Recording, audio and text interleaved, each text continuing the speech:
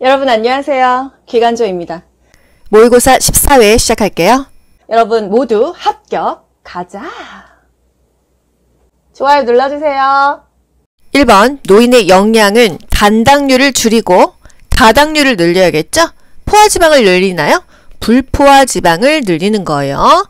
비타민 많이 먹고 칼슘과 단백질을 먹어라. 단당류는 당이 갑자기 올라가는 음식이죠? 밀가루, 오렌지 주스, 빵 이런 거요. 다당류는요. 당이 서서히 올라간다. 노인뿐만이 아니라 당뇨병 환자 역시도 단당류는 줄이고 다당류를 먹죠. 불포화 지방산이 좋은 거예요. 눈부심과 수정체가 혼탁하다. 눈이 뿌옇다. 백내장이죠.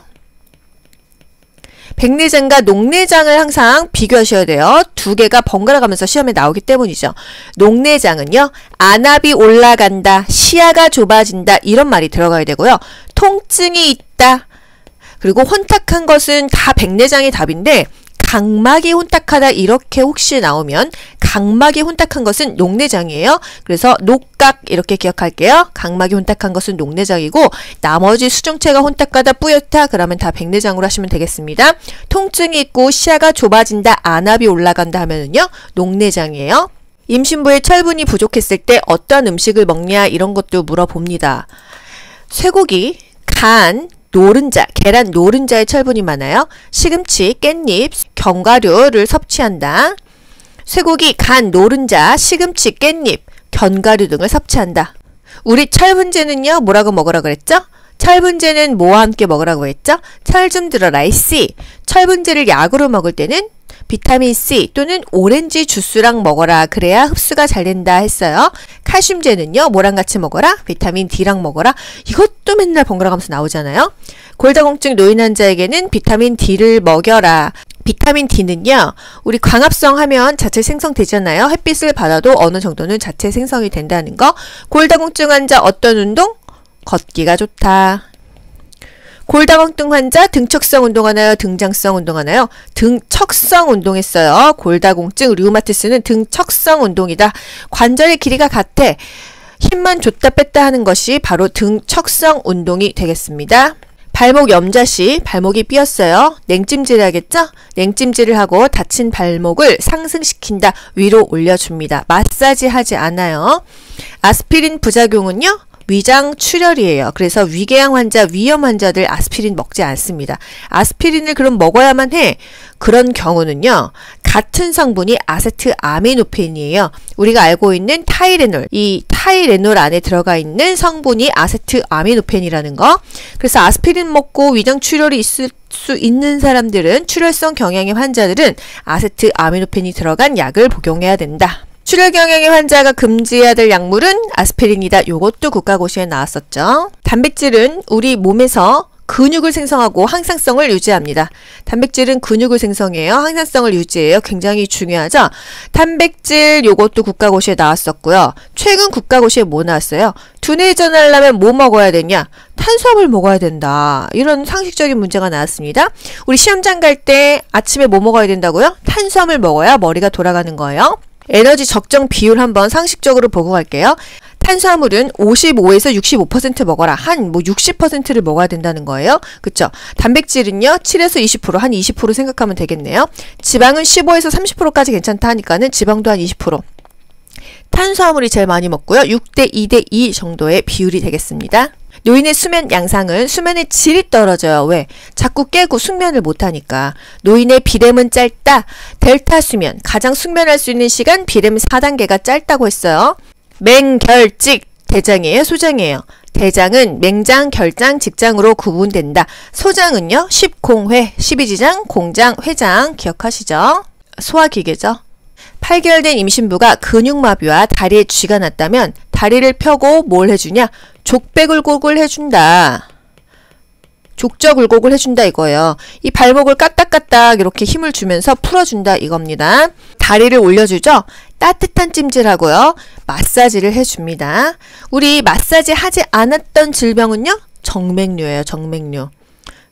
정맥류는 마사지 안 돼. 부항 안 된다고 했어요.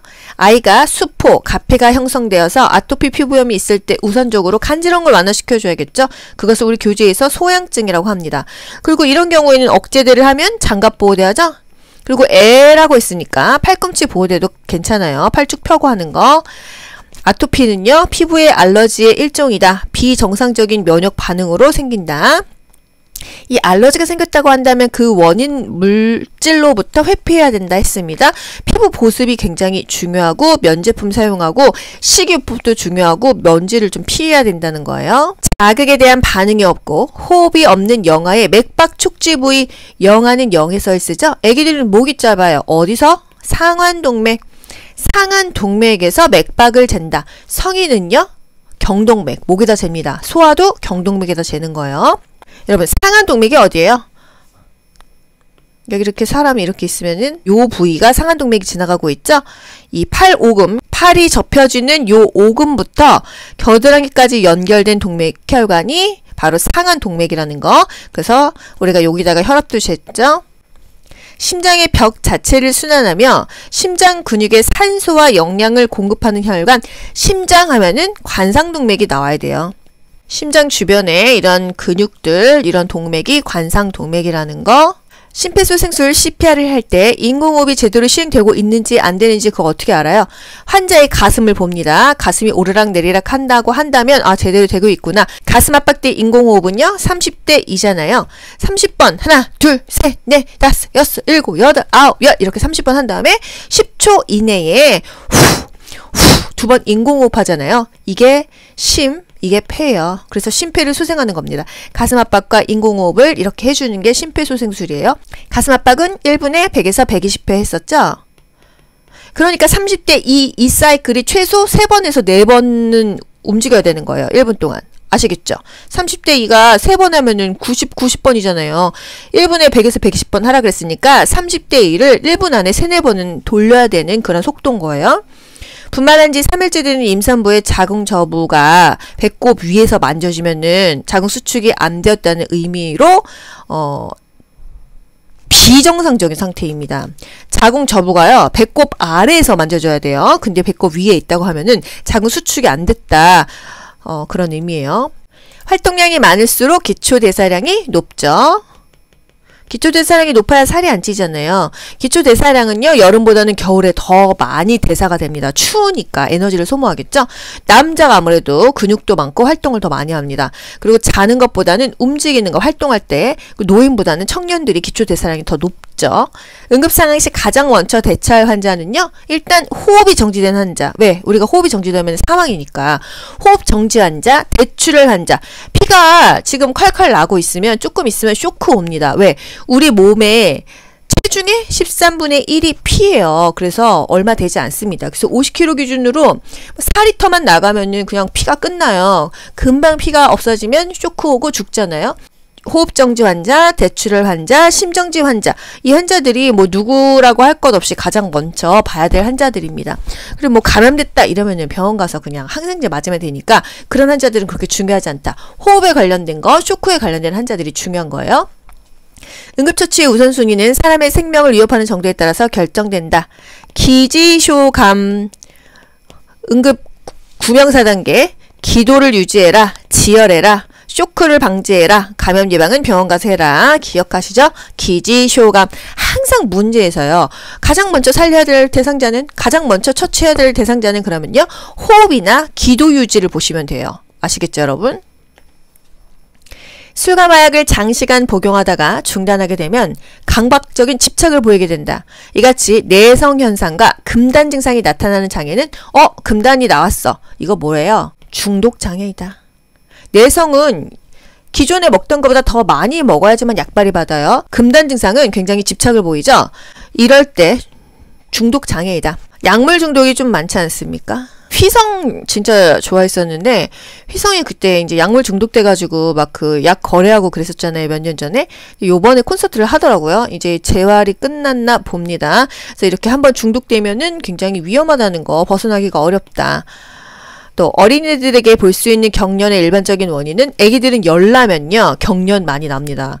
애기들은 열나면 위험해요. 그래서 보통 열이 나면 애기들이 경련이 인다는 거. 낙상 경험이 있는 노인의 낙상 예방을 위해서 간호조무사는 환자 침상난 걸 올려줘요. 그리고 환자의 머리맡에 조명을 해줍니다. 간접 조명.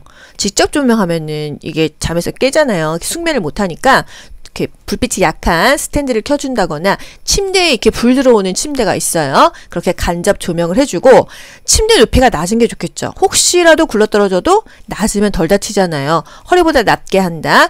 그리고 병원이 아니고 집이라고 한다면 침대 밑에다가 이불을 깔아 놓으세요. 그러면은 덜 다친다는 거. 그 부모님들이 꼭 침대에서 떨어져서 낙상을 하시더라고요. 다치시더라고요. 미끄럼 방지 장치, 손잡이를 달고 할 수 있는 걸 다 하면 좋겠습니다.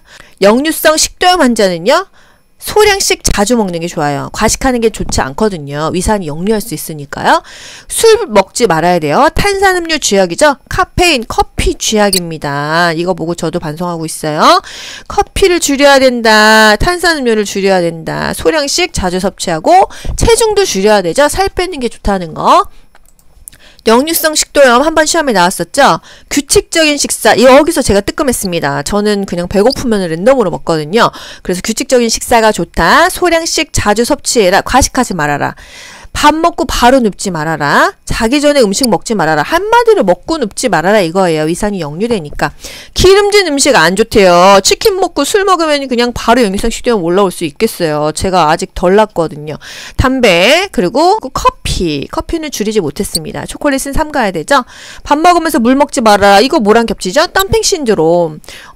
위절제 환자가 급속이동 증후군 걸리잖아요. 이 장내에 음식이 천천히 내려와야 되는데 먹자마자 줄줄 싸는 거. 그래서 물 같이 먹지 말아라. 저수분 먹어라. 저탄수화물 먹어라. 지방을 좀 많이 먹어라. 고지방을 먹어라. 그래야 소화흡수가 천천히 돼서 덜 싸니까. 탄산음료를 삼간다. 변비는 복압을 높여가지고 위산 역류가 일어나니까 섬유질이 풍부한 음식을 자주 먹어라. 잘 때 머리를 조금 올리는 게 좋다. 위산 역류하니까. 요런 것들이 있습니다. 알면서도 못 고친다. 역류성 식도염은 약을 먹어서 일시적으로 좋아지는 게 중요한 게 아니에요. 생활 습관을 바꿔야 되는 거예요. 항암 치료 환자는요, 항상 감염 예방에 주의를 해야 됩니다. 굉장히 면역력이 떨어져 있어요. 항암 치료 받는 환자가 내가 스스로 병이 걸리지 않기 위해서 격리를 하는 거, 그거를 역격리라고 했었죠. 역격리 또는 보호격리라고 합니다.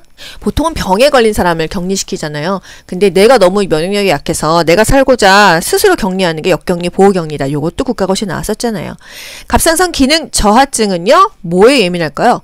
추위에 예민합니다. 갑상선 기능 저하증은 별로 먹지도 않아도 살찌잖아요. 추위에 예민해요. 따뜻하게 보온해 주래요. 그러면 더위에 예민한 것은요, 항진증이에요. 아이가 젖을 빠는 것은 뭘까? 젖을 빠는 건 본능적이야. 동물적이야. 포유반사이다. 인간도 포유류 아닙니까? 이거를 포유반사라고 합니다. 또 같은 말로 뭐라 그래요? 해적이 반사, 젖찾기 반사, 이런 말도 있어요. 제가 뒤에 정리해 드릴게요. 갑상선 기능 저하증하고 항진증 일단 비교해 드릴게요. 식욕이 감소하고 체중이 증가한다면 저하증이에요. 식욕이 저하된다. 하지만 체중은 증가된다. 너무 억울하지 않나요? 먹지도 않았는데 살 있죠. 저하증이 나쁘다는 거. 변비도 생기고 무혈경이 온다. 둘 중에 하나만 걸려라 하면은 차라리 저는 항진증이 나은 것 같아요. 정신적 불안정. 요건 좀 안 좋네요. 심계항진. 수분 공급이 중요하다. 식욕은 좋아. 잘 먹지만 체중이 감소한다. 요거 하나 좋지 않습니까? 항진증 잘 먹어도 체중이 감소한다는 거. 근데 눈이 튀어나온다. 안 되겠다. 빈맥, 발한, 설사를 주의해라. 땀 많이 나면은 설사하기도 하잖아요. 설사를 하니까 체중이 감소될 수밖에 없다. 항진증은 설사하고 땀도 많이 흘리고 체중도 감소된다. 요 정도만 기억할게요. 먹은 거 없는데 체중 증가에 저하된다. 다음에서 설명하는 신생아의 정상적인 반사는 요거 최근 국시에 나왔어요. 이런 반사 문제 좀 제발 안 나왔으면 좋겠는데 나왔어요. 아기를 반드시 눕히고 머리를 한쪽으로 돌리면 돌리는 쪽에 팔과 다리를 반대쪽으로 이렇게 하는 거 펜싱 자세 아닙니까? 이쪽 펴고 이쪽 구부리고 이쪽 펴면 이쪽 구부리고 요 자세가 긴장성 자세, 긴장 목 반사, 토닉 넥 리플렉스가 반사란 뜻이에요. 긴장성 자세다. 요거가 국가고시 나왔으니까 여러분 바로 다음에 요게 또 나오진 않을 거 아니에요. 다른 반사 뭐 있는지 가볍게 보고 넘어갈게요. 이거 너무 어려우신 분은 패스하세요. 다 알면 다 잊어버립니다. 그냥 애가 젖을 빨려고 해. 이쪽으로 볼 톡톡 두들기면 이쪽을 쳐다보고 이쪽 볼 톡톡 두들기면 이쪽 쳐다봐. 그거 뭐예요? 젖빨개 반사. 포유 반사, 젖찾기 반사, 해저기 반사 말이 다 똑같아요. 해저기가 뭔지 모르겠지만 뭐 뒤적뒤적 이쪽으로 저쪽으로 이렇게 기억하시고 포유류의 반사다, 젖을 찾는 반사다, 젖찾기 반사다. 요거 하나 기억하시고요. 요거 뭐예요? 포옹 반사래요. 아기가 뭔가 이렇게 뭐가 안고 있는 느낌, 뒤집혀서 버둥거리는 거 있잖아요. 생후 일주일부터 한 3개월, 한 100일 때까지 요 자세를 취합니다. 이게 모로 반사예요. 모로 반사. 이런 문제 있었습니다. 출생 시 뇌가 손상됐거나 2개 내 이상이 있을 때 하지 않는 반사는 모로 반사. 모로 반사. 태어나자마자 100일까지 하는 게 모로 반사다. 이거 뭐예요? 손가락 쪽쪽 빠는 거? 입술에 닿으면 손가락을 빤다는 거? 빠니까 빨기 반사. 이거 쉽지 않습니까? 빨기 반사. 가장 늦게 소실되는 거? 이거 뭘까요? 바빈스키 반사이다. 뭐 고양이 꾹꾹이도 아니고 발바닥이 이렇게 오므려졌다가 발가락이 이렇게 쫙 펴져요. 너무 신기하죠? 이게 바로 바빈스키 반사이다. 고양이 꾹꾹이 하듯이. 고양이 꾹꾹이 이렇게 똑같습니다. 오므렸다가 이렇게 쫙 펼치거든요. 가장 늦게까지 있는 거 바빈스키 반사. 뭐 이거 별 필요도 없는 거 가장 늦게까지 있네요. 이거 뭐예요? 엄마가 이렇게 손 잡으니까 쭉까쭉까 움켜잡고 있죠? 움켜잡기 반사예요. 뭐 손에 들어오면은 꽉 잡는다는 거. 뭐 없습니다. 이 정도입니다. 그래서 젖찾기 반사, 그리고 빨아먹는 거 빨개 반사, 그리고 모로 반사가 머리에 뭐가 문제가 있었을 때 요거 못한다. 뭐 이 정도가 되겠습니다. 이거는 그냥 보시고 싶으신 분들 캡처하시라고 그냥 만들어 놨어요. 초진 환자나 예민한 환자가 너무 긴장하고 체질이 허약했을 때 선생님 어지러워요, 현기증 나요 이랬을 때, 침 맞을 때 부작용 훈침. 국가고시에 한방에서 훈침이 거의 뭐 2번에 한 번씩 계속 나오는 추세인 것 같습니다. 여러분 훈침 또는 현훈감 기억하시죠? 이 훈이 어지러울 훈이에요. 메스꺼울 훈, 어지러울 훈입니다. 아시겠죠? 그리고 뭐 심하면 우리가 눌러주는 건 아니고 한의사가 인중도 눌러주고요. 중충혈도 눌러주고 백혈의 뜸도 뜹니다. 부항은 화관 입구에 뭘 조금 발라서 피부 손상을 예방해라. 너무 딱 달라붙으면 그게 자국 엄청 나잖아요. 바세린 바르래요. 부항 시간은요 5에서 15분, 한 10분 정도라고 생각하시면 되겠네요. 너무 긴장하는 환자는 일찍 끝낸다. 한 5분만 하면 된다. 저리고 아플 때 아픈 부위에 부항을 붙인다. 부항하면 안 되는 환자, 정맥류 환자, 또 피가 철철 나는 출혈성 환자, 부항 뜨지 않습니다. 아시겠죠? 부항 뜨지 않아요. 치과 의사가 오른손 자비일 때 간호조무사의 위치는 환자 머리 기준으로 몇 시고 의사 위치는 몇 시냐? 이거는 사실 이게 문제로 나올 문제입니까? 예를 들어서요. 환자 머리 기준으로 하라 그랬어요. 환자 머리 기준이 12시입니다. 그랬을 때 의사가 왼쪽에 있고 어시스트, 간호조무사가 오른쪽에 있다. 이걸 물어보는 문제예요. 그래서 의사는요. 보통 7시에서 12시 방향. 의사가 이쪽에 있어요. 지금 여기 왼쪽에 있죠? 그럼 오른쪽에서 간호조무사가 어시스트를 하는데 이 방향에 있다. 여기에 간호조무사가 있어라. 2시에서 5시 방향이 적당하다. 사실 말이 어렵지. 왼쪽에 하나 있고 오른쪽에 하나 있고 요 말입니다. 그래서 의사가 여기에 있어라. 7시에서 12시 방향에, 오른쪽에 2시에서 5시 방향에 간호조무사가 있어라. 이 얘기입니다. 만약에 치과 취업했는데 원장님이 여기 있어. 나 어시스트 어디서 해야 될지 모를 때, 그래 나는 2시와 5시 사이에 여기서 어시스트 하면 돼. 요거를 알려주려고 억지로 쥐어짜는 문제가 아닐까 싶습니다. 38도 이상의 고열이 있는 경우 미온수 또는 얼음베개를 해주래요. 발은 오히려 따뜻하게 해주래요. 손발을 따뜻하게 해야지 이 순환이 돼가지고 오히려 열이 내린다는 거. 미온수로 닦아주는 경우 체온보다 2도씨 낮은 미온수를 시작해서 15분에서 20분간 실시해라. 또는 30에서 50% 알코올 마사지해도 열이 내린다는 거.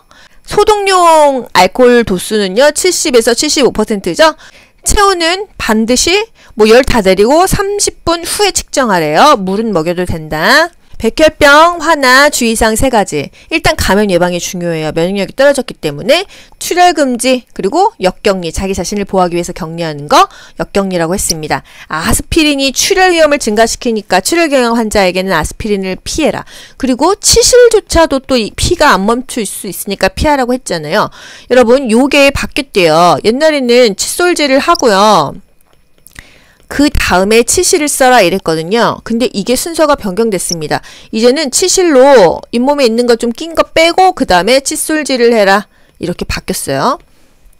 팔꿈치 억제대를 적용할 하나가 누구냐? 팔꿈치 억제대는 팔을 쭉 펴니다. 같은 말로 뭐라고요? 주관절 보호대. 주관절 보호대도 팔꿈치 억제대랑 똑같은 거예요. 아시겠죠? 아토피, 애기들, 수두, 홍역, 구개파열 증세 또는 뭐 IV 놓을 수 있잖아요. 이럴 때는 애기들 다 팔꿈치 억제대를 한다는 거. 팔꿈치 억제대는 소아만 씁니다. 어른은 장갑 보호대를 쓰지 팔꿈치 보호대를 쓰지 않아요. 치아의 이름을 간단하게 표식하는 인터내셔널, 국제적인 이런 뜻이죠. 이 시스템의 치식에서 성인의 상하 우측 견치. 여기서 이렇게 봅니다.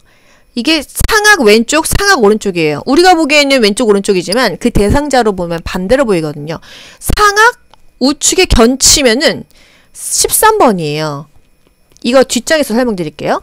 팔머 시스템은 영구치를 1, 2, 3, 4, 5, 6, 7, 8 1, 2, 3, 4, 5, 6, 7, 8 이렇게 가고요. 유치는요. A, B, C, D, E 이렇게 갑니다. A, B, C, D, E 이런 식으로 가요. A, B, C, D, E 이렇게 가요. 인터내셔널을 우리나라에서 쓰고 있습니다. 그래서 이걸로 알려드릴게요. 시계 방향이요. 이렇게 가는 게 시계 방향이죠. 10번대 치아, 20번대 치아, 30번대 치아, 40번대 치아 이렇게 갑니다. 실제로 치과에서 이런 치식을 써요. 그래서 예를 들어서 우측 견치다. 우측 견치다. 그럼 뭐예요? 이게 우리 눈의 왼쪽이지만 환자의 오른쪽이에요. 반대로 가셔야 됩니다. 아시겠죠? 이게 엑스레이를 딱 찍었을 때 반대로 보는 거예요. 견치는요. 1번, 2번, 3번 아닙니까? 그래서 여기가 10번대예요. 13번이 견치가 되는 거예요. 그러면 좌측 견치는요. 23번이 되는 거예요. 아시겠죠? 좌측 6번 어금니는요. 26번이 되는 거예요. 이런 식으로. 그래서 치아 번호만 봐도 몇 번째 치아라는 걸 딱 알 수가 있습니다. 그래서 뭐 좌측 몇 번째 이렇게 안 하고 오늘 37번 레진 필링 16번 신경치료 엔도 뭐 이런 식으로 치식을 표시한단 말이에요. 아시겠죠? 그래서 여기가 10번대, 20번대, 30번대, 40번대 이렇게 시계 방향으로 돌아간다. 치과에서 일하실 분들은 차팅 이 정도는 보실 수 있어야 돼요. 아시겠죠? 이렇게. 그래서 1, 2, 3, 4, 5, 6, 7번까지 치아가 있고 8번은 사랑니죠. 요렇게 봅니다. 인터내셔널 유치 치식. 유치는요. 그러면 애기들도 이 번호로 하면 겹치잖아요. 그래서 50, 60, 70, 80번대로 합니다. 50번대, 60번대, 70번대, 80번대. 아시겠죠? 그래서 54번이다 그러면은 54니까 유치구나 알 수 있어요. 37번이다. 37번이니까 영구치구나. 75번이다. 70번대는 유치구나. 이렇게 아는 거예요. 아시겠죠, 여러분? 그러면 하나만 맞춰보세요. 45번이다. 45번이면 뭐예요? 우측 하악이죠. 우측 하악의 5번째 치아인 거예요. 소구치인 거예요. 이런 식으로 갑니다. 모르시겠는 분들은 패스하셔도 돼요. 근데 뭐 어려운 거 있나요? 우리가 보는 걸로 왼쪽이 환자의 오른쪽이라는 거. 이렇게 해서 10번대, 20번대, 30번대, 40번대 이게 시계 방향으로 돌아간다는 거. 애기들은 50번대, 60번대, 70번대, 80번대로 이렇게 유치가 번호가 50번대, 60번대, 70번대, 80번대라는 거. 여러분 그럼 35번 유치의 영구치예요? 35번은요. 왼쪽 하악의 5번째 치아입니다. 여기 있어야 되겠죠? 그러면은 55번은요. 유치구나. 55번이면 50번대니까 여기 있겠구나. 우측의 상악이겠다. 요렇게 그냥 맞추는 겁니다. 보건교육 시 가장 먼저는요. 문제점을 파악해야 돼요. 요구를 파악해야 돼요. 실태를 파악해야 돼요. 한 가지가 아니에요. 그렇기 때문에 보기에서 이거와 가장 근접한 답을 찾으시는 거예요. 그래서 항상 답이 달라져서 우리가 어려웠잖아요. 교육을 할 때는 항상 이 사람들이 원하는 거, 니즈, 동기, 요구, 문제점 파악, 실태 파악. 아시겠죠?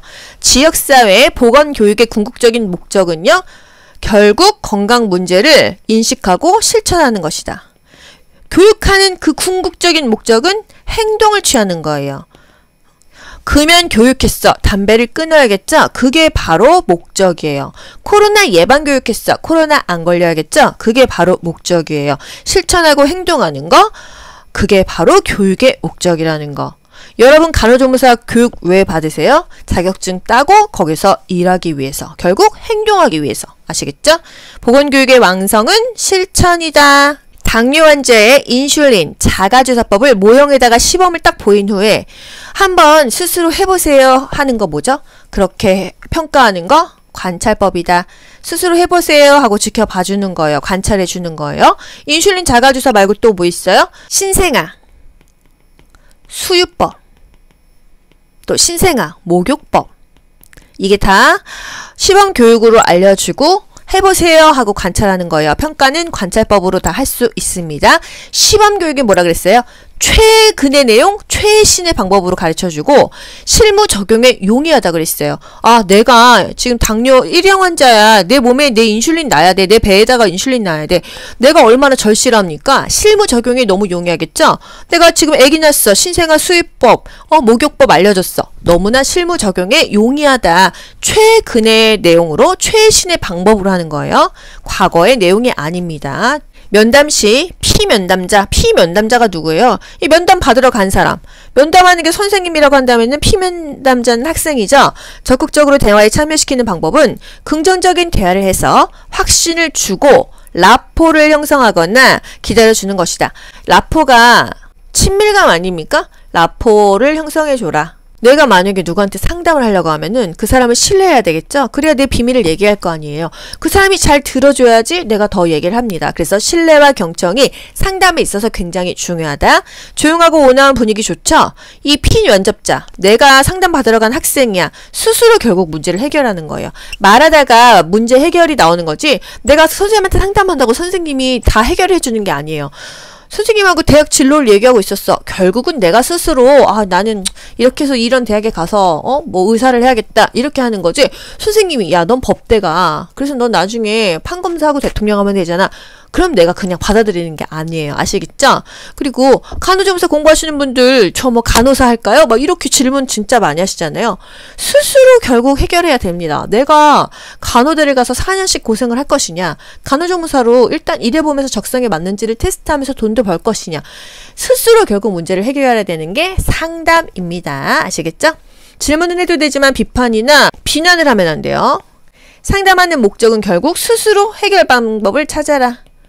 인생의 해답은 스스로 찾는 겁니다. 아무리 우리가 부동산 유튜브, 주식 유튜브 보면서 부동산 주식 공부해도요. 그것에 대한 투자는 내 스스로 하는 거고 책임도 내 스스로 지는 거예요. 그래서 여러분 기간조 보시면서 많이 공부에 도움이 되시겠지만 여러분 스스로 공부를 하셔야 합격할 수 있어요. 아시겠죠? 저소득층에게 의료를 보장해주는 사회 보장 방식은 공공부조 방식의 뭐다? 의료급여이다. 의료보호이다. 똑같은 말이에요. 요거 최근 국가고시에 나왔습니다. 저소득층 하면은요, 사회보장제도 중에서 의료급여, 의료보호입니다. 전 국민한테 하는 게 아니에요. 빈민층, 저소득층, 못 사는 사람들에게 해주는 게 의료급여, 의료보호예요. 그러면 국민 모두한테 세금 띄어가는 건 뭐예요? 그거는 국산, 건고노, 5대 보험 아닙니까? 국산, 건고노. 국민연금, 산재보험, 건강보험, 또 고용보험, 노인, 장기요양보험. 노인, 장기요양보험은요, 건강보험료에 그냥 같이 포함돼서 통합징수예요. 운영만 별도로 하는 거예요. 특정인한테 해주는 거? 사회 서비스 또 따로 있잖아요. 노인, 장애인, 뭐 조선가정 이렇게. 그래서 저소득층 하면은 무조건 의료급여, 의료보호가 나와야 되고 공공부조다. 내가 이 사람들 5만 원, 10만 원 부조해주는 느낌이다. 저소득층에게, 빈민층에게 이렇게 기억하세요. 이거 잘 안 외워지시죠? 인쇄공 하면은 뭐예요, 여러분? 그냥 납이에요, 납. 응? 인쇄공, 납시오 이렇게 기억하세요. 납중독은 인쇄공, 페인트공, 건전지, 혈, 피에 관련된 증상이 옵니다. 얼굴이 창백해지고 사지가 마비되고 빈혈이 온다. 뭐 생리가 불순하다, 임산부가 뭐 피가 어떻게 됐다 이런 거 피에 관련된 게 다 납이에요. 전선이나 비닐을 태울 때 발생하는 인체에 유해한 물질, 비닐, 뭐 PCB, PVC 뭐예요? 다이옥신이다. 다이옥신은 지방에 축적된다고 했었죠? 자연적으로 생기는 게 아니에요. 뭔가 태웠을 때만 발생하는 인위적인 그런 나쁜 환경 호르몬이에요. 세집증후군 국가고시에 나왔었어요. 세집증후군은 원인 물질이 뭐라고요? 포름알데히드. 포름알데히드. 세집증후군 포름알데히드. 이거 여러분 기억하세요. 세집증후군은 포름알데히드가 원인 물질이다. 담배에 이어서 폐암의 두 번째 원인 물질은 뭐라 그랬어요? 그거는 라돈이다. 아시겠죠? 대기 오염물질 몇 차는 탄화수소, 항산화물 1차죠. 일산화탄소, 질소산화물, 입자상물질 이런 건 다 1차 대기 오염물질입니다. 우리는 2차 대기 오염물질 5개를 외우면 돼요. OR 스케펜, OR 스케펜, O는 오존이죠? 오존이 최근 국시 나왔잖아요. 다음 중 2차 대기 오염물질인 것은 이렇게 나와서 오존이 나왔었어요. OR 스케펜.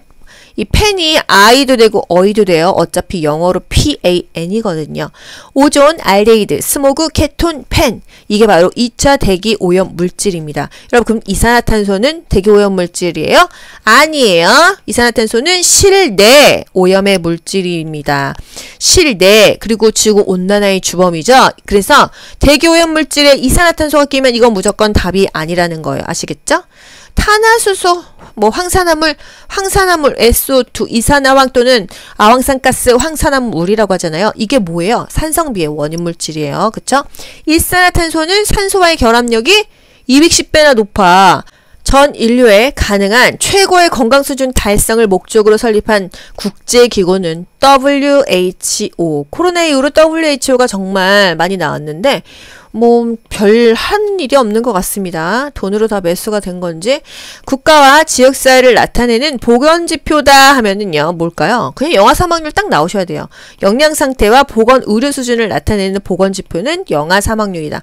여러분 영아는 0에서 1세죠. 영아가 죽는다는 것은 그 나라의 보건지표가 0 아니겠다 이런 느낌 오지 않으세요? 그래서 통계성이 높고 유의성이 높다. 그래서 영아 사망률이 정말 국가고시에 많이 나와요. 연간 태어난 출생아 1000명 중에서 만 1세 미만의 사망한 영아 수의 비율이에요. 그래서 영아 사망률은요. 보자 보건사업의 주요한 평가 지수고요. 그 나라의 보건지표나 환경 상태를 알 수 있다. 이 정도가 되겠습니다. 그래서 어떤 것의 지표이다. 영아 사망률이 거의 다 답이에요. 잠수부 하면은요. 잠안병, 감압병이죠.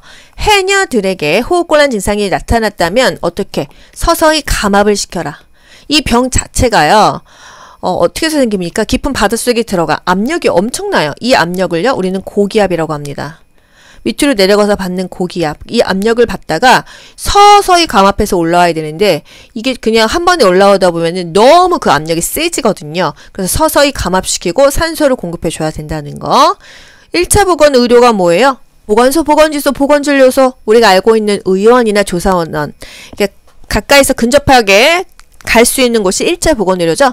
필수 요소 중에서 뭐가 지역사회 주민들이 이용하기에 거리가 가까워야 된다. 접근하기 좋아야 된다. 접근성 아니에요? 이거 뭡니까? 접수주지. 1차 보건의료의 필수 요소는 접수주지, 접근성이 좋아야 된다. 거리든 환경적인 것이든 경제적인 것이든 접근성이 좋아야 된다. 수용 가능성, 그 주민들이 받아들일 수 있는 과학적인 그런 의료법이어야 된다. 주민의 참여, 아무리 좋으면 뭐해 주민이 안 오는데 주민이 참여해야 된다는 거. 지불 가능성, 공짜는 아니어도 어느 정도 우리가 부담할 수 있는 적정한 금액이어야 된다 이겁니다. 그래야 의원 가고 보건소 가고 하지. 보건소 한 번 갈 때마다 20만 원씩 받으면은 그 노인들이 어떻게 가겠습니까? 그쵸? 그래서 접수주지도 시험에 맨날 나온다. 정말 이거 A급 키워드 아니겠어요? 접수주지, 거리 하면은 접근성, 또 수용 가능성, 주민 얘기 나오면은 주민의 참여, 건강보험 자격을 심사합니다. 또 보험금도 징수해요. 또 보험급여 관리, 급여가 뭐예요? 서비스예요. 혜택이에요. 이거 관리 어디서 해요? 공단에서 해요. 어느 공단? 국민건강보험공단에서 합니다. 우리 길면 또 잊어버리잖아요. 그냥 국민건강보험공단을 여러분 공단으로 기억하세요. 진료비 보상제도 중에서 서비스의 양과는 관계없이 충수절제술 환자에게 충수절제술 하면 딱 뭐가 나와요? 포괄수까지 나와야 돼요. 적용할 수 있는 진료비 산정제도는 포괄수까지 백내장 하면은 그냥 포괄수까지 나와야 됩니다. 맹장 포괄수까지 나와야 돼요. 편도선 탈장 또 자궁절제 제왕절개 하면은 다 포괄수까지예요. 뭐 충수를 절제했다, 제왕절개했다, 백내장했다만 포괄수까지. 왜? 그 환자를 질병 군별로 그냥 묶어버립니다. 그래서 제왕절개는 100만 원까지밖에 못 받아요. 예를 들어서 뭐 N37이라고 해봅시다. 질병 코드가. 이게 바로 제왕절개예요. 그러면은 거기서 입력해서 받을 수 있는 돈이 100만 원밖에 안 나옵니다. 그래서 과잉진료를 할 수가 없어요. 맞죠? 하지만 이 코드 조작을 통해 가지고 과잉진료를 할 수 있어요. 과잉진료라는 말이 나온다고 무조건 행위별수과제는 아니에요. 행위별수과제는 행위별로 돈 매기죠. 그래서 돈은 많이 나오지만 진료의 질이 높다. 그게 장점이자 단점이에요. 과잉진료 나오면 거의 다 행위별수과제이지만 진료 코드를 조작했다 하면은 포괄수과제로 넘어갑니다. 7개의 질병명에 대해서 나오면은 포괄수과제예요. 아시겠죠? 활동성 결핵환자. 결핵환자 2급이죠. 2급은 유명한 거 뭐 있어요? 결핵, 홍역, 또 A형 간염, 성홍열 이렇게 있잖아요. 활동성이니까 음압병실 써야 될 거 아니에요. 음압격리실을 이용한다. 2급은요. 전파 가능성 있고 격리가 필요해. 음압격리라고 해서 1급 아니에요. 아시겠죠? 환자의 객담은요. 휴지 써서 소각 처리 태우는 게 가장 좋다. 결핵 환자 쓰레기는 태워라. 격리 폐기물이니까 빨간 통에 넣겠죠. 기억나시죠? 이 표시. 일주일마다 폐기물 직원이 와서 가져갑니다. 의료진은 N95 마스크, 헤파 마스크 착용하면 좋겠다. 임신 3기 필요한 칼로리 섭취량 뭐냐? 임신 1기는요. 평소처럼 먹습니다. 임신 2기는요. 2, 3, 4 이렇게 기억하세요. 340kcal. 임신 3기는요. 3, 4, 5 이렇게 기억할게요. 450kcal 먹어라. 우리나라 정신건강 증진 사업의 목표 및 추진 방향은 정신질환에 대한 인식 개선이다. 정신질환자라고 하면 우리 학을 띄잖아요. 취업도 안 되잖아요. 인식을 개선해야 된다. 근데 좀 무서워요. B형 간염이면은 혈청성 간염이죠. 피로 옮는다. 섹스로 옮는 거예요. C형 간염도 마찬가지로 피로 옮고 주사기로 옮죠. A형 간염은요. 먹어서 걸리죠. 소화기계 감염입니다. 심한 설사를 하고 있다. 이 콜레라 환자에게 공급해야 될 것은 수분이죠. 설사하면은 무조건 수분과 전해질이 세트로 가요. 아시겠죠? 설사하면은 수분과 전해질이 너무너무 중요하다는 거. 뭐 물을 먹인다, 배를 따뜻하게 한다 이런 것이 답이에요. 옷의 남아가 야간에 똥구멍, 항문과 회음부에 심한 소양증 간지러 죽겠다. 이거 뭐예요? 요충증 또는 요충. 똥구멍이 간지럽다 하면은 요충입니다. 아시겠죠? 예방접종은 질병 관리를 위한 예방 단계 중에서 몇 차 예방? 1차 예방. 코로나 예방접종 1차 예방이에요. 근데 건강검진 하면은요? 이거 2차죠? 전정국시에 나왔잖아요. 재활은요. 3차죠? 직전국시에 나왔잖아요. 맨날 나오는 키워드 바로 질병의 1차 예방, 2차 예방, 3차 예방. 여러분 이제 귀가 닳도록 다 아시죠? 산전관리 몇 차예요? 1차죠? 식습관의 개선은요? 1차죠? 당뇨 환자의 식이요법은요? 2차죠? 금연 학생의 교육은요? 2차입니다. 아시겠죠? 이미 담배 피우고 있으니까요. 조기검진, 조기치료 2차예요. 아무리 조기자 들어가도 이미 걸렸어. 2차입니다. 당뇨 환자가 운동 후 가장 주의 깊게 관찰할 사항은 뭐 발이겠죠. 그리고 너무 저혈당 되지 않았는지 또 살펴보는 게 좋겠어요. 발 관리가 중요하다. 발톱은 일자로 잘라라. 손톱은 둥글게 잘라도 괜찮다.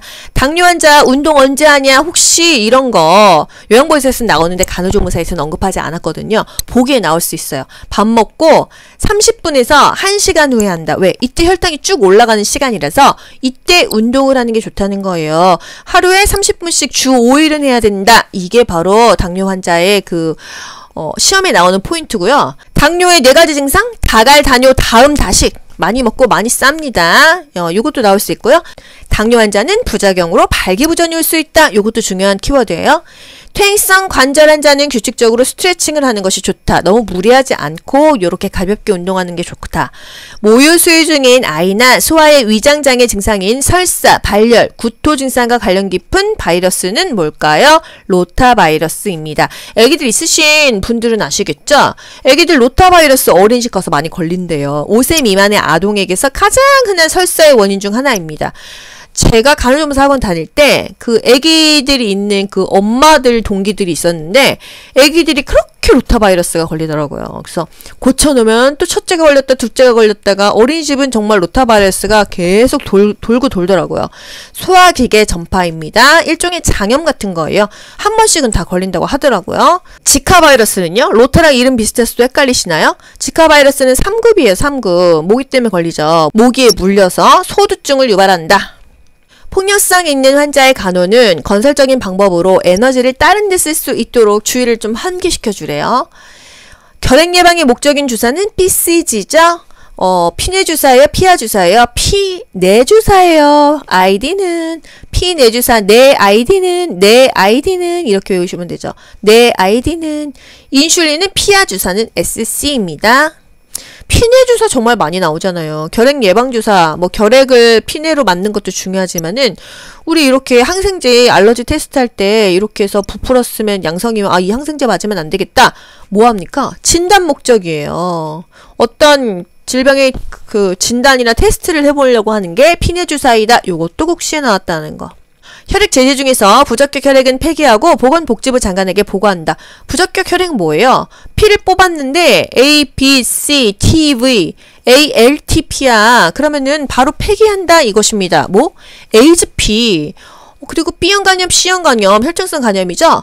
인트리티 림프 영양성 바이러스 검사. 이거 뭐예요? 백혈병 P예요. V. VDR래, 매독피, ALT, 간 기능에서 아주 안 좋은 피. 이런 피는 누구한테 수혈해주면 큰일 나잖아요. 그 사람 에이즈 걸리고 그 사람 매독 걸리고 이러면 수혈 잘못 받아서 난리 나는 거 아닙니까? 그래서 이런 부적격 혈액은 폐기한다. 폐기 사유를 크게 쓰겠죠. 에이즈다. 에이즈. 뭐 C형 간염이다. 이렇게요. 보건복지부 장관에게 보고하래요. 의료법에 명시된 환자의 열람 기록을 요구할 수 있는 사람은 배우자래요. 환자의 열람 기록을 요구할 수 있대요. 만약에 바람 폈어. 무슨 이상한 병 걸렸어. 그 환자의 기록을 열람할 수 있는 건 배우자다. 이혼하겠네? 이런 것입니다. 이렇게 말씀드리면 여러분 안 잊어버리시잖아요. 환자의 기록 열람을 요구할 수 있는 사람이 환자의 배우자이다. 무시무시하네요. 정신질환자 보호 의무자가 될 수 있는 사람 없는 사람. 진짜 이것도 두 번에 한번 국가고시에 나오는 것 같아요. 보호 의무자가 될 수 있는 사람은 누굴까요? 그냥 일반적인 사람. 그리고 고령자 되죠. 그리고 파산 선고 받았는데 복권이 됐어. 복권이 됐어. 그럼 되는 거예요. 여러분, 파산 선고가 뭐예요?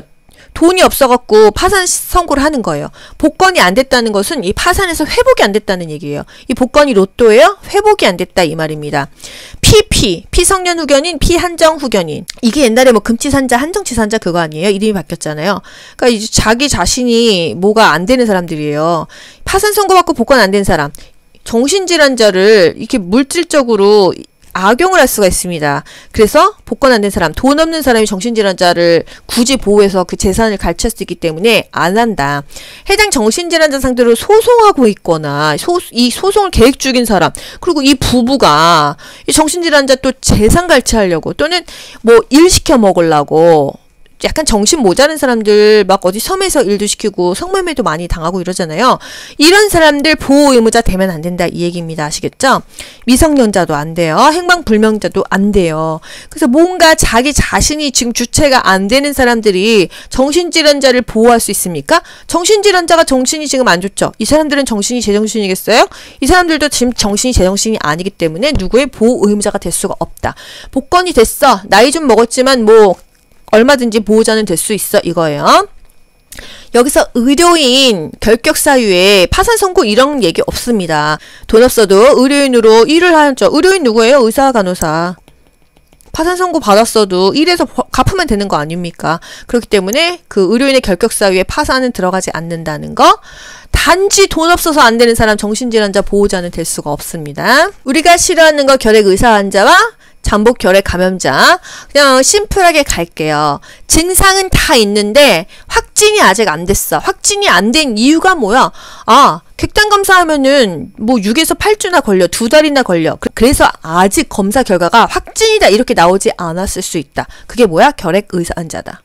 증상은 있기 때문에 그 모양은 의사 환자. 마치 결핵과 같다 이겁니다. 모든 증상은 결핵을 가리켜요. 임상적으로, 방사선학적으로, 조직학적으로 엑스레이 찍어도 결핵이야. CT 찍어도 결핵이야. 그런데 객단 검사에서 양성이 아직 안 됐어요. 음성이다는 아닙니다. 양성으로 확인이 안 됐을 뿐이에요. 음성이다는 아니에요. 왜? 지금 확인 중일 수 있으니까요. 이게 바로 의사 환자다. 겉모양은 결핵 환자인데 아직 확인 중이야. 시간이 더 걸려. 이게 바로 의사 환자고요. 결핵 감염 검사 이게 뭐죠? PPG 테스트 양성으로 확인됐는데 균 검사는 음성이야.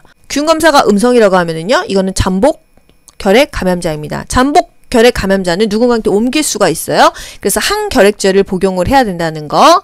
그런데 여기서 결핵균 검사에서 음성이다 이 말과 여기서 양성으로 확인되지 않았다 이게 같은 말이 아니에요 여러분. 양성으로 확인되지 않았다고 음성이 되는 게 아니에요. 교과서 말대로 하셔야 돼요. 만약에 결핵 의사 환자에서요 양성으로 확인되지 아니한 자를 음성으로 바꾸면 그렇게 되면 잠복 결핵 감염자가 돼요.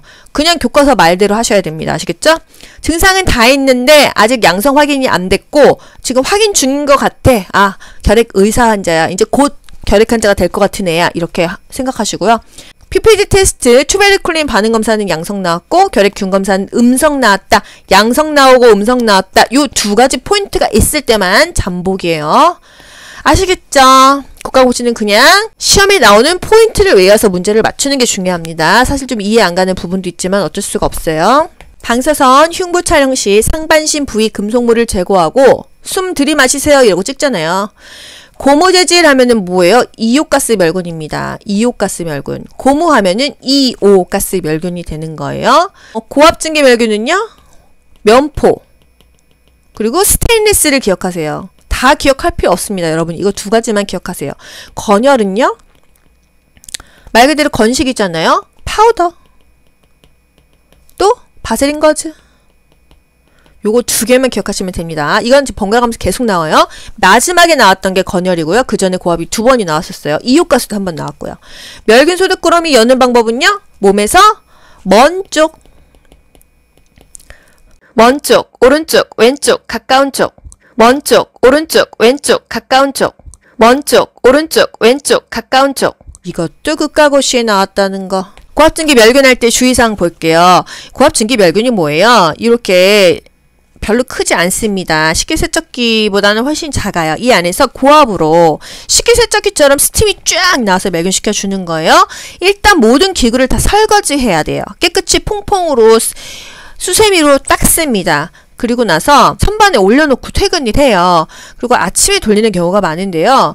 날이 있는 기구는 거즈에 싸가지고 넣고요. 서로 기구끼리 겹치지 않게 놓습니다. 그래야 이렇게 멸균이 잘 되니까. 멸균 표시 테이프를 소독포 겉에 붙인다. 예를 들어서 임플란트 키트 같은 경우는요. 안에다가 다 제품 놓고 이게 이렇게 쌉니다. 다 싸가지고 테이프 붙여요. 근데 사실 테이프 안 붙여요. 맨날 소독하기 때문에. 근데 병원급은 가능하겠죠. 의원급은 맨날 거의 멸균하기 때문에 이렇게 소독포 사실 안 붙이는데 병원급에는 많이 이렇게 멸균해서 놔야 되니까 겉에다가 날짜 쓸 필요가 있겠죠. 이 날짜를 겉에 기입하고 안에 뭐 들어있는지 그 품명을 적어요. 기구끼리 맞닿지 않게 해야 멸균이 다 되겠죠. 또 나사 있는 기구는 나사까지 풀어요. 그리고 웬만하면 다 막 벌려가지고 멸균합니다. 뚜껑이 있다고 한다면 뚜껑을 열어가지고 해야 그 다 멸균이 되겠죠. 보통은 한 2주 동안 유효한데 2주 동안 안 썼으면 다시 재멸균해야 돼요. 그래서 만약에 일주일 남았어. 먼저 써야겠죠. 감염병 환자 입원 시 물품이나 의류는 고압증기 멸균 소독법으로 해가지고 봉투에 넣어가지고 보관을 해놨다가 퇴원할 때 주는 거예요. 멸균 물품 다룰 때 멀리 있는 쪽부터 펼친다. 요거 국가고시에 나왔었죠. 제가 힘드니까 목소리가 점점 더 커지네요. 팔꿈치 보호대는 팔꿈치의 어디에? 중앙에. 우아하게 조그맣게 얘기할게요.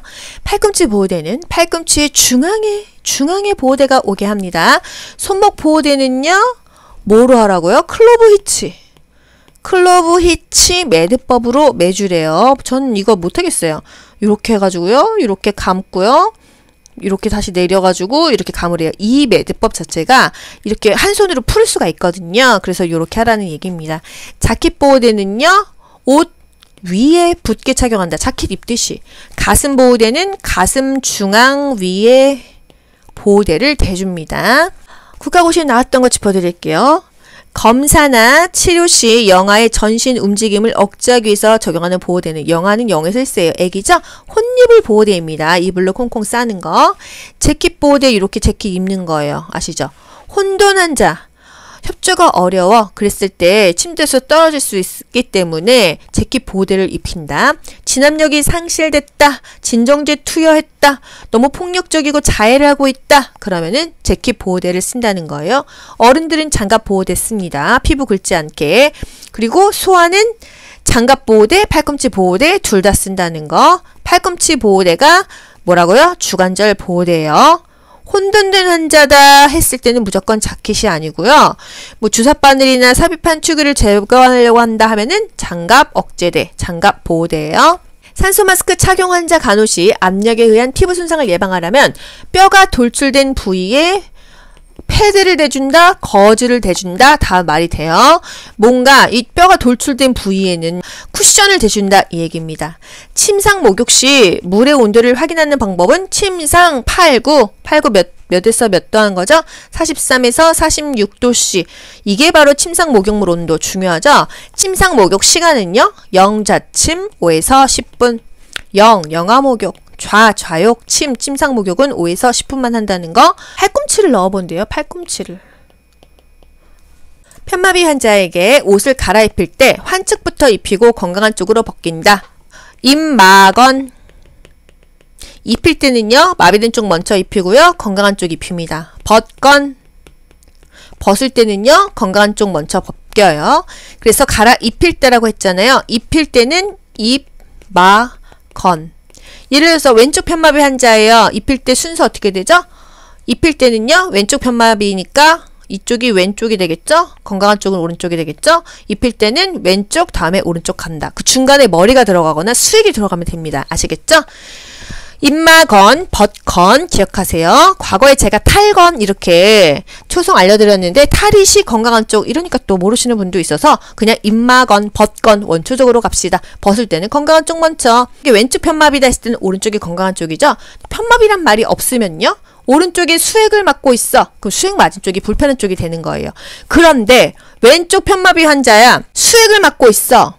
어느 쪽이 건강한 쪽이에요? 이때는 수액 맞는 쪽이 건강한 쪽이에요. 편마비 쪽이 항상 마비 쪽입니다. 편마비란 말이 없을 때만 수액 맞는 쪽이 불편한 쪽이 되는 거고요.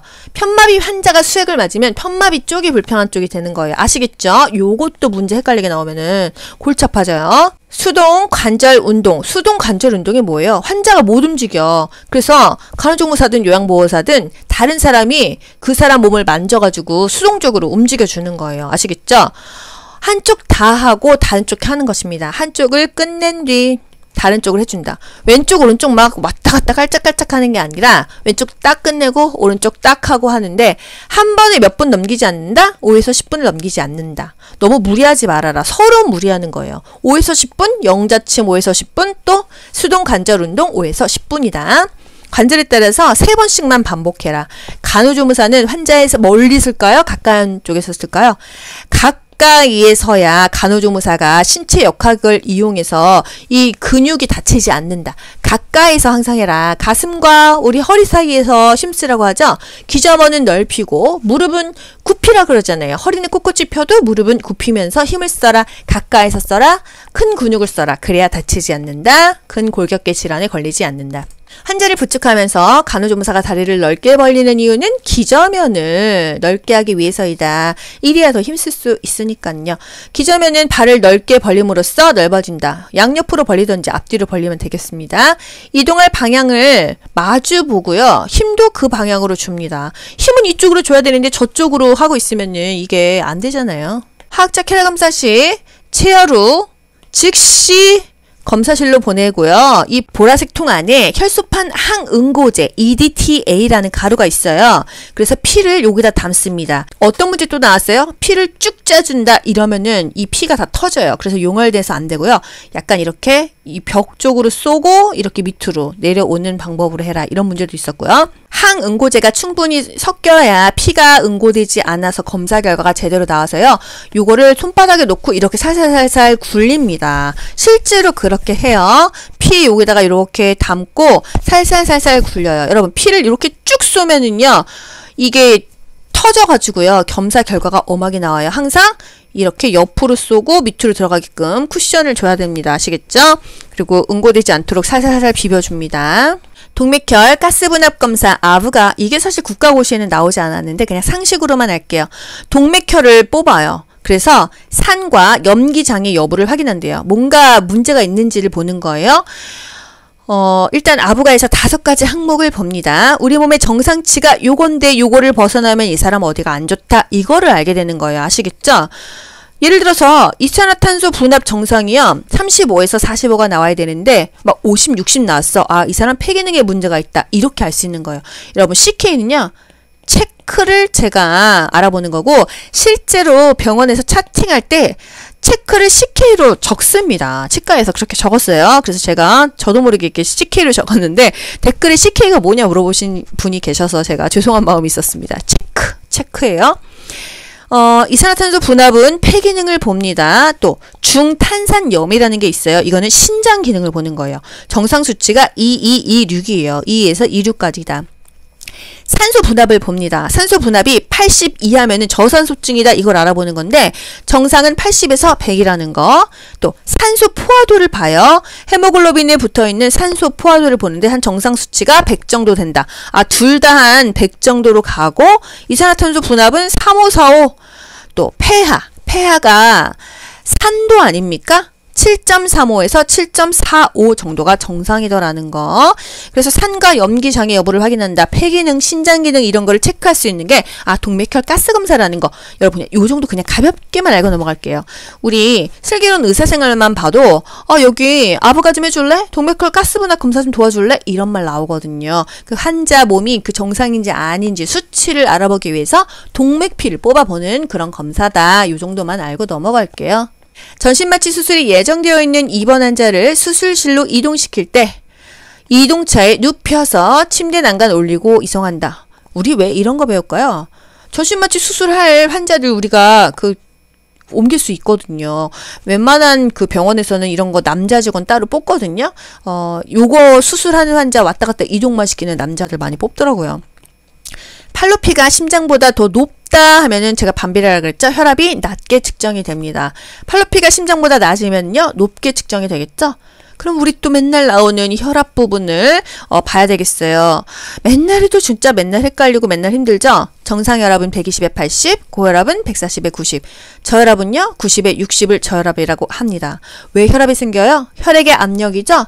순환이 잘 되나 보는 거예요. 그래서 우리가 사실 심장에서 피를 쭉 짜주면 그게 자심방, 자심실, 대동맥, 전신 가서 또 대정맥으로 들어가서 우심방, 우심실, 폐동맥, 폐정맥 해서 또 다시 좌심방, 좌심실 돌잖아요. 이게 심장에서 쭉 짜주는 그 피의 압력이 너무 키가 크거나 이 말초까지 막 다 안 가면 압력이 세질 수밖에 없잖아요. 그러니까 너무 그 동맥이 막혔거나 살이 많이 쪘거나 혈관이 그 동맥 경화로 막혀 있거나 이러면 그 펌핑을 엄청 세게 해야 된단 말이에요. 그래야 발끝 저 손끝까지 피가 돌 거 아닙니까? 그래서 혈압이 올라간다. 순환이 잘 안 되기 때문에 혈압이 올라가는 거예요. 혈압은요, 정상으로 측정되려면 팔과 심장 높이가 똑같아야 돼요. 안 그러면 반비례로 나온다고 했죠? 팔이 높으면 혈압이 낮게, 팔이 낮으면 혈압이 높게 나온다는 거. 커프의 여기 상박의 길이가 12에서 14cm가 어른은 괜찮다. 애기들은 이 팔 길이가 짧잖아요, 상박이. 그래서 8에서 10cm 정도다. 성인은 12, 14 기억하시고요. 여기 접혀지는 요 부분, 여기에서 한 2에서 5cm 위에다가 재라. 상완에다 재라. 이 얘기입니다. 요 정도예요. 혈압이 높아지는 경우는 뭐예요? 커프의 길이가 좁은 경우, 또 팔로피가 낮은 경우, 계속 반복 측정했을 때, 커프를 느슨히 감았을 경우, 커프에 공기가 너무 많이 들어가서 혈압이 오히려 높게 나온다. 밥 먹자마자, 담배 피자마자 혈압이 높아진다는 거. 운동하고 나서도 혈압 높아집니다. 병원 가서 혈압 잴 때요. 막 걸어와가지고 재면은 고혈압 나와요. 조금 안정하고 재셔야 돼요. 위관 영양, 요것도 국가고시에 2번에 1번 정도 나오는 것 같아요. 위관 영양식 관이 정확하게 들어갔는지 확인하려고 하려면은 뭐 어떻게 해주냐. 첫 번째, 물그릇에 그 반대편 호스를 담가 봅니다. 뽀글뽀글하면은 안 돼요. 왜? 이거는 위가 아니라 폐야. 이렇게 할 수 있거든요. 주사기로 공기를 집어넣어요. 5에서 10cc. 물 넣는 게 아니에요. 물 넣는데 폐로 들어가면 큰일 나잖아요. 공기를 집어넣었을 때 뽀글뽀글 소리가 난다고 하면 위다. 이렇게 할 수 있다고 하고요. 빨아들여 봅니다. 음식물 나오고 위산 나오면 이거 위구나 알 수 있잖아요. 요 세 가지로 알아보는 거예요. 위관 영양 중요한 거, 분당 50cc 이상 넣지 않는다. 설사하거나 탈수가 있을 수 있어서 50cc 정도로 좀 천천히 집어넣는다는 거. 실온 정도, 체온 정도로 넣지 너무 차갑게 넣으면은 또 위경련 날 수가 있다. 내 몸보다 높이 다는데 몇 cm 정도 위냐? 30에서 50cm예요. 생각보다 그렇게 높지 않지 않나요? 그래서 어떤 문제 보기에 70cm이다. 그래서 그거 틀렸더라고요. 수분과 전해질 손실 방지를 위해서 흡인했던 거 다시 집어넣어 준다 이거예요. 항상 상체를 올려요. 반자위, 팔러스 체위 또는 자위 머리를 높게 한다 이것입니다. 왜? 기도 흡인 되지 않도록 하기 위해서. 또 최근에 뭐 났어요? 위관 삽입 길이 나왔습니다. 코끝에서 귓볼에서 어디까지? 검상돌기까지. 코 이렇게 있잖아요. 코 이렇게 들어가서 여기 귀로 들어가서 여기 검상돌기까지 내려옵니다. 구토하고 그러면은 중단하고 보고해야겠죠. 욕창이 생기는 원인은요, 지속적인 피부의 압력 때문이다.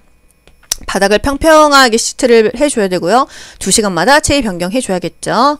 배설량에는요, 토물, 소변, 배행량 있고, 또 설사, 또 심한 발한, 또 과도한 호흡 시 수배 소실량 다 포함되는데 일반 똥은 안 된다고 했어요. 그쵸? 가글액은 가글가글 하고 뱉는 거니까 당연히 안 된다. 그냥 정상적인 땀 안 된다. 이건 측정이 안 되니까요. 냉온 모두 피할 환자는 일단 감각을 못 느끼는 환자. 화상 입거나 동상에 입을 수 있으니까 안 된다. 개방상처, 피가 철철 나는데 거기다가 냉찜질, 온찜질 못 한다는 거. 노인 환자 웬만하면 안 한다. 빈혈 환자, 혈액순환 장애자, 냉온을 피해라. 맥박이 증가되는 이유는 천식, 불안, 급성 통증, 체온 상승 등이다. 아, 통증이 있고 불안하면은 맥박이 막 뛴다는 거. 무의식 환자의 특수구강 간호 시 곡반의 그 오목한 부분을 턱 밑에 넣는다. 볼록한 부분이라고 나온 적이 있는데 그러면 이게 받쳐주지를 못하잖아요. 무의식 환자의 구강 간호 시 소독수를 이용해서 면봉으로 입안을 닦아준다. 면봉으로 닦아준다? 보통은 거즈로 많이 닦습니다. 그 서랍자, 앞설자에다가 거즈 감아가지고 식염수 붙여서 많이 닦아줘요.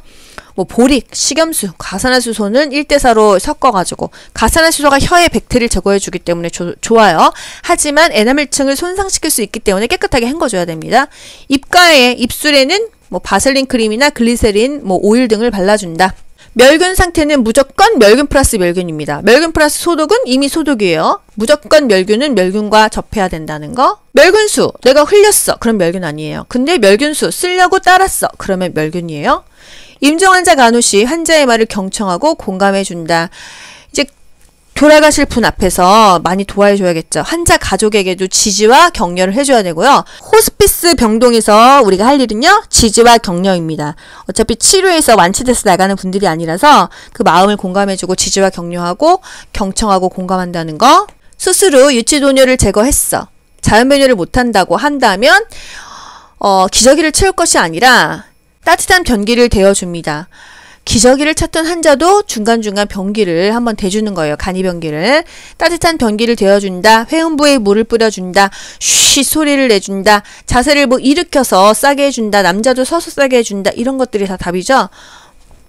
하지마비 환자에게 변기를 대줄 때는요, 우리가 닿으면은 신체 역학에서 힘드니까 치기로 옆으로 돌린 다음에 변기 대주고 또는 기저귀 대주고 앙화에 똑바로 눕힌다. 이게 그렇게 중요하다는 거. 유치도뇨 환자의 요로 감염을 방지하기 위해서 소변 주머니를 방광보다 항상 아래로, 밑으로 해서 역류되지 않게 합니다. 우리 몸보다 항상 다 위에 있어요. 위관능량, 뭐 수혈. 그렇지만 아래에 놓는 것은 소변 주머니라는 거. 사람 몸보다 아래 소변 주머니를 놓는다. 방광보다 아래, 아랫배보다 아래. 유치도뇨는 오픈 더 도뇨, 잠그지 않죠? 줄이 꺾이거나 눌리면 방광이 팽만해져서 아픕니다. 그래서 항상 잘 살펴본다. 소변 배액 주머니는 감염 예방을 위해서 폐쇄형을 유지하고 주기적으로 비워준다. 그리고 비우고 나서 어느 정도 차면은 비우고 나서 알코올솜으로 닦아줘야겠죠. 욕창 드레싱에 사용되는 용액이 뭐가 있어요? 가산화수소, 생리식염수, 또 포비돈. 우리 다쳤을 때 바르는 포비돈도 욕창 드레싱에 사용이 됩니다. 욕창에 1, 2, 3, 4단계 있죠? 수포가 있으면 욕창에 2단계. 썩기 시작했다. 괴사되기 시작했다. 3단계. 깊이 썩었다. 근육과 뼈까지 썩었다. 4단계. 이게 한 번 나왔잖아요. 그래서 아셔야 돼요. 이 수포가 생겼다 하면은 2단계입니다. 화상도 수포가 생겼다. 2도 화상이에요. 1단계는 발적이에요. 그냥 불긋불긋하다. 오른쪽이 마비된 환자를 휠체어로 태울 때는 건강한 쪽으로 대준다. 항상 휠체어는 건강한 쪽으로 대준다. 이거 최근국 시에 나왔어요. 건강한 쪽으로 대준다. 건강한 쪽으로 밥을 먹게 한다. 건강한 쪽을 짚고 일어나게 한다. 이유식은 생후 6개월부터 12개월 사이에 시작을 하고 한 번에 한 가지씩 준다. 한 가지씩 줍니다. 싫어하는 것은 억지로 먹이지 않고요. 한 가지씩 주고요. 인내심을 가지고 여러 번 시도합니다. 곡물, 야과고 순으로 먹여요. 곡물, 야채, 과일, 고기, 곡물, 야과고 요 순으로 먹입니다. 알레르기 여부를 확인하기 위해서 4에서 7일 정도 간격을 두고 소량씩 주다가 점차 양을 늘립니다. 일주일에 그냥 한 가지씩 준다. 이렇게 생각하시면 되겠어요. 여러분 수고 많이 하셨어요. 좋아요 누르면 합격. 귀로 듣고 고득점 합격하는 비결이 귀간조에 있습니다.